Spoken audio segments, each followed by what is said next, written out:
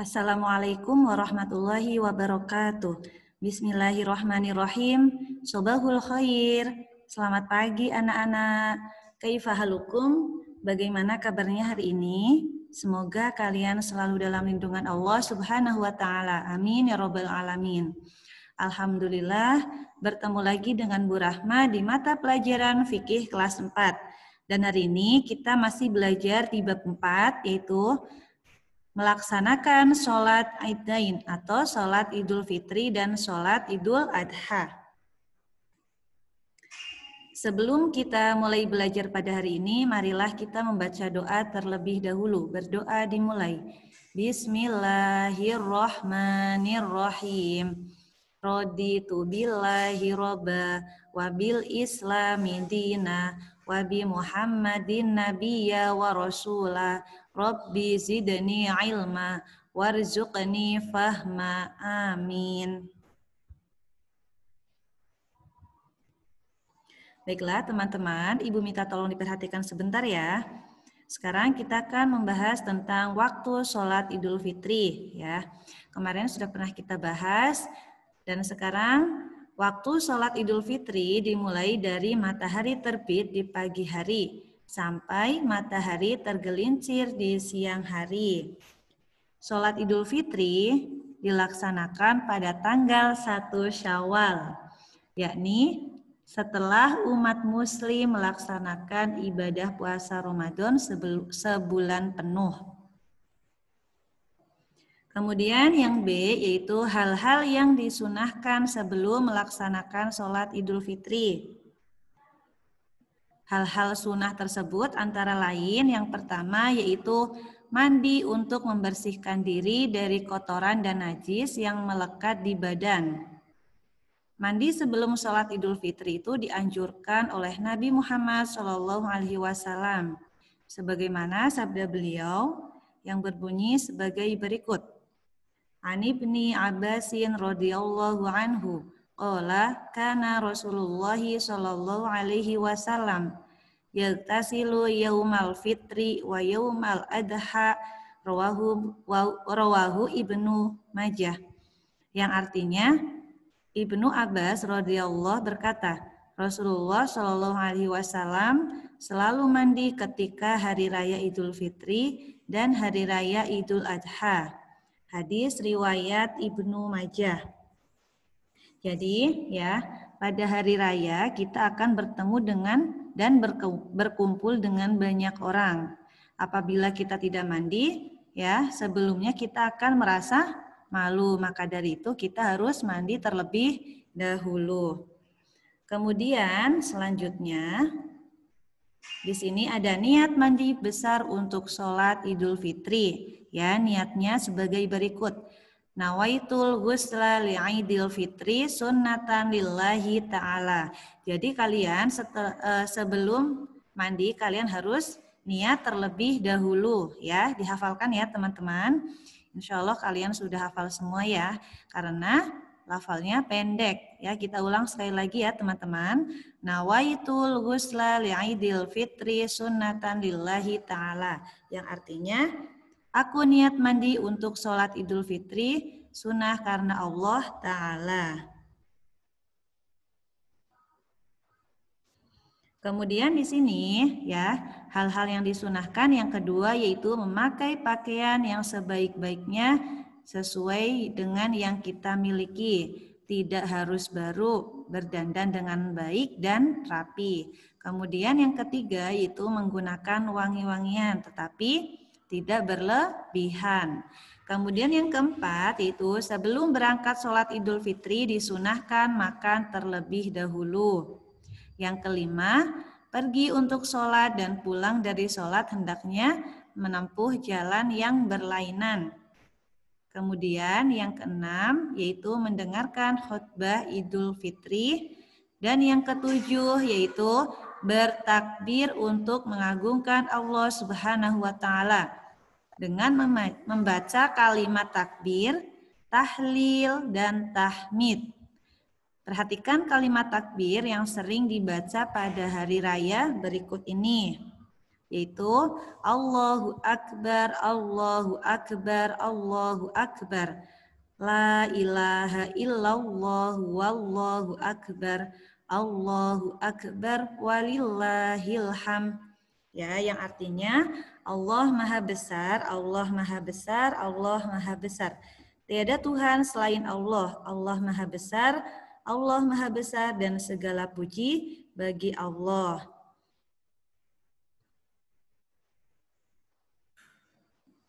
Kemudian yang selanjutnya yaitu C, tata cara sholat Idul Fitri dan lafal niatnya. Yang pertama yaitu sholat Idul Fitri dikerjakan 2 rakaat. Yang kedua, lebih baik dikerjakan dengan berjamaah. Yang ketiga, sholat Idul Fitri dilaksanakan di tanah lapang. Tidak ada sholat sunnah tetapi langsung duduk dan ikut bertakbir. Yang keempat itu apabila sholat Idul Fitri dilaksanakan di masjid, sebelum duduk di masjid disunahkan sholat tahiyatul masjid 2 rakaat ya. Kemudian yang kelima yaitu setelah waktunya tiba, sholat Idul Fitri dimulai dengan aba-aba as-sholatu jami'ah. Artinya marilah kita melaksanakan sholat berjamaah. Jadi dalam sholat Idul Fitri tidak dianjurkan azan dan iqomah. Itu tata cara sholat Idul Fitri ya. Kemudian yang keenam yaitu niat sholat Idul Fitri sebagai makmum. Niatnya adalah sebagai berikut. Usolli sunnata li'idil fitri roknataini makmuman lillahi ta'ala. Dihafalkan ya teman-teman. Kemudian artinya saya niat sholat Idul Fitri 2 rakaat sebagai makmum karena Allah Ta'ala ya. Kemudian yang ketujuh yaitu membaca takbiratul ihram yaitu Allahu Akbar. Kemudian yang kedelapan membaca doa iftitah. Kemudian iftitah itu yang bagaimana? Kabiro walhamdulillahi kasiro sampai selesai ya. Kemudian selanjutnya membaca takbir 7 kali. Allahu Akbar sampai 7 kali. Setiap selesai takbir disunahkan membaca tasbih yang bunyinya sebagai berikut. Subhanallahi walhamdulillah wala ilaha illallah wallahu akbar. Yang artinya, Maha suci Allah dan segala puji bagi Allah, tiada Tuhan selain Allah dan Allah Maha Besar. Kemudian tata cara sholat Idul Fitri yang ke-9 yaitu setelah takbir 7 kali dan membaca tasbih sebagaimana yang tadi Ibu bacakan, lalu membaca surat Al-Fatihah dan surah pendek yang terdapat dalam Al-Quran. Yang ke-10 yaitu ruku, 11 bangun dari ruku dan i'tidal. Bacaan i'tidal itu bagaimana? Sami'allahu liman hamidah. Kemudian yang ke-12 yaitu sujud sebanyak 2 kali. Kemudian ke-13 yaitu duduk di antara 2 sujud. Yang 14 yaitu pada rakaat kedua sesudah berdiri kemudian membaca takbir 5 kali. Diselingi bacaan tasbih sebagaimana pada rakaat pertama ya. Selanjutnya membaca surat Al-Fatihah, kemudian membaca surat pendek yang terdapat dalam Al-Qur'an. Setelah itu ruku, i'tidal, sujud, duduk di antara 2 sujud dan sujud seperti rakaat pertama. Sesudah sujud 2 kali lalu tasyahud akhir, kemudian salam ya. Kemudian yang ke-15 yaitu ketika membaca surah Al-Fatihah dan surah yang lainnya, imam melafalkannya dengan suara nyaring, sedangkan makmum tidak menyaringkan suaranya. Yang ke-16 yaitu khutbah Idul Fitri. Khotib menyampaikan khutbah kepada para jamaah dan khutbah tersebut dilaksanakan 2 kali. Pada khutbah pertama, khotib membaca takbir 9 kali secara berturut-turut ya. Sedangkan pada khutbah kedua, Khotib membaca takbir 7 kali secara berturut-turut pula. Isi khutbah hendaklah berisi penerangan tentang pentingnya takwa kepada Allah Subhanahu wa taala dan zakat fitrah atau hikmah yang terkandung dalam hari raya Idul Fitri. Apa arti takwa, teman-teman? Masih ada yang ingat?